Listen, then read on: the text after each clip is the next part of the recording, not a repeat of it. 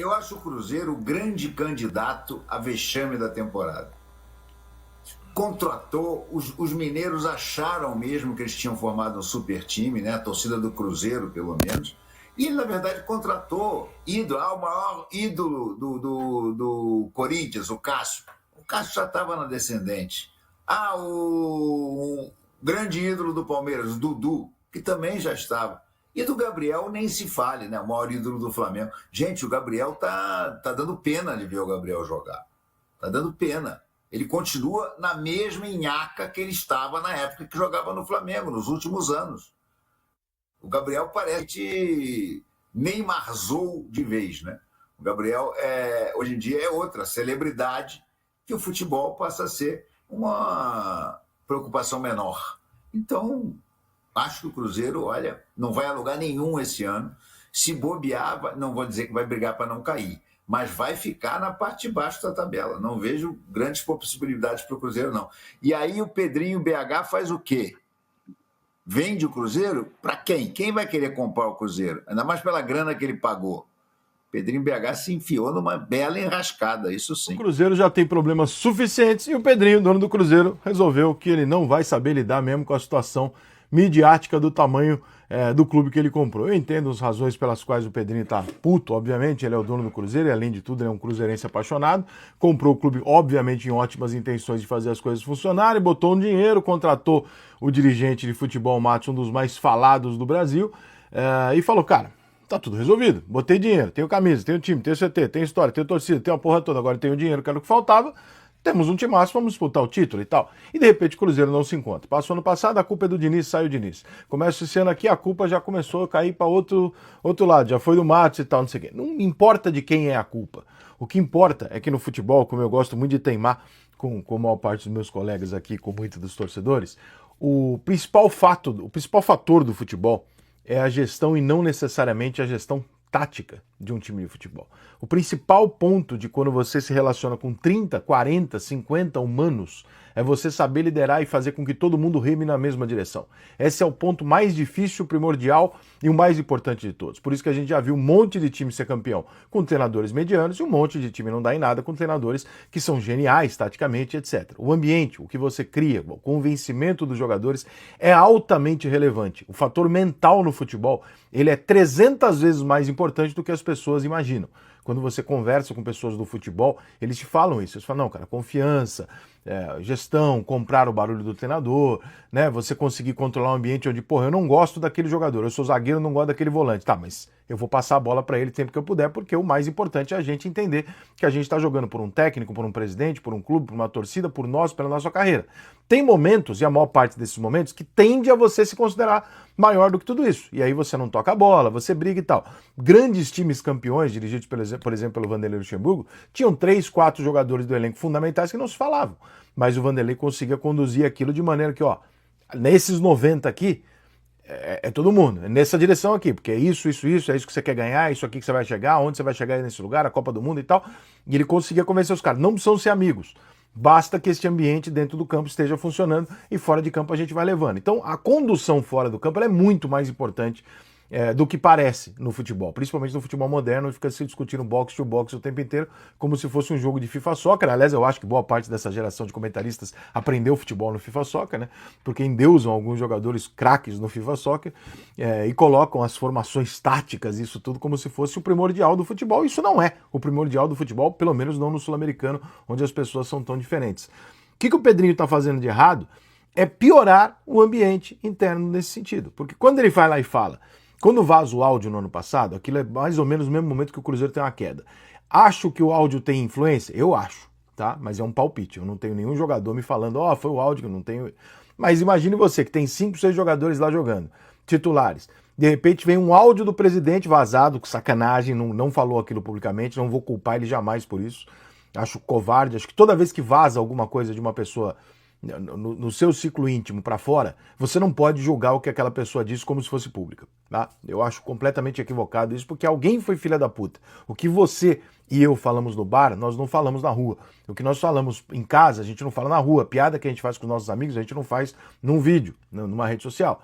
Então, isso é natural, a gente tem uma responsabilidade maior.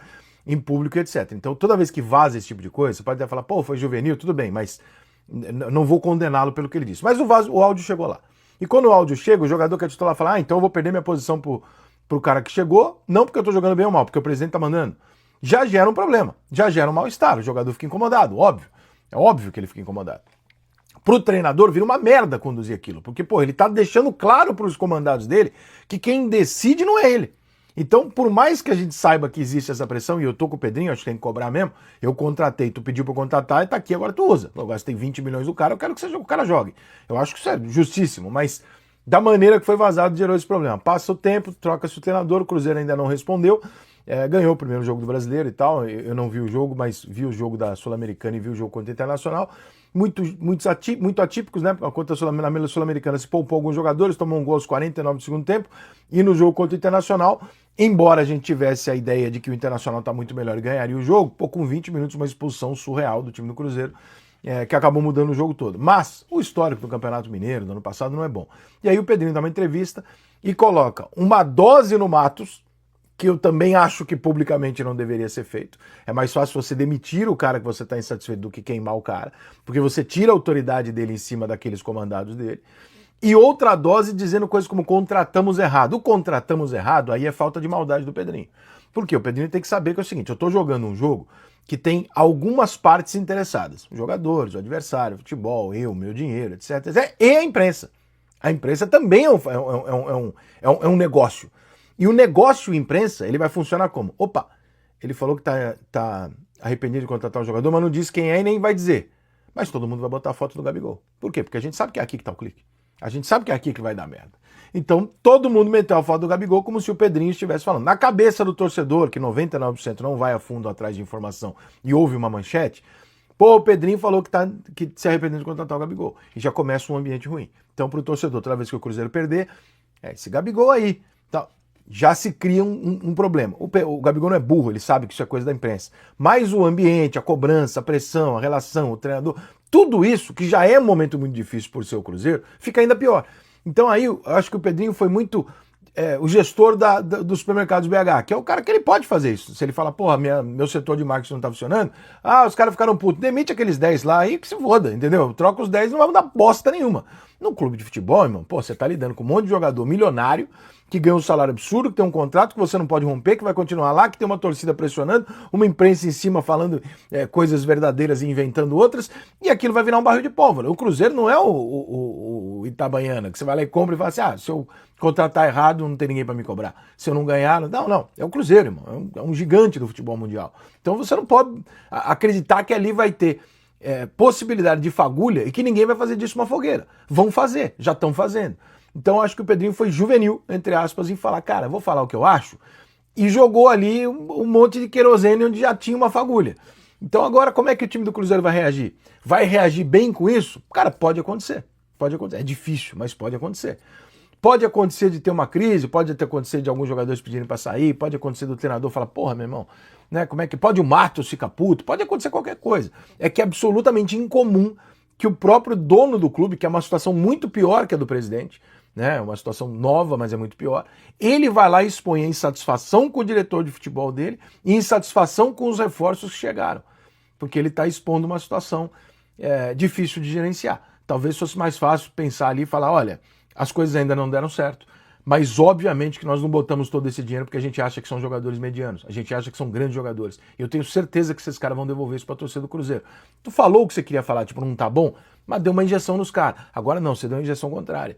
Então, eu não sei qual vai ser o próximo passo, talvez o Jardim consiga resolver tudo isso ali dentro do vestiário, mas não é o tipo de coisa que a gente está acostumado a ver, não é o tipo de coisa muito inteligente para você gerenciar. Fiquei muito curioso para ver o próximo jogo do Cruzeiro agora, para ver se os jogadores do Cruzeiro vão querer comer a bola para querer dar uma resposta, ou se os jogadores do Cruzeiro vão começar com aquela coisa meio, quer saber? Não é o treinador que escala, o diretor de futebol não manda nada, o cara já falou que não acertou no time que contratou, não confia na gente, e esse é um risco no futebol que o Pedrinho vai aprender a calcular com o tempo, infelizmente. Pedro Lourenço, proprietário da SAF do Cruzeiro, faz elogios a Leonardo Jardim. Pode permanecer por 2 ou 3 anos.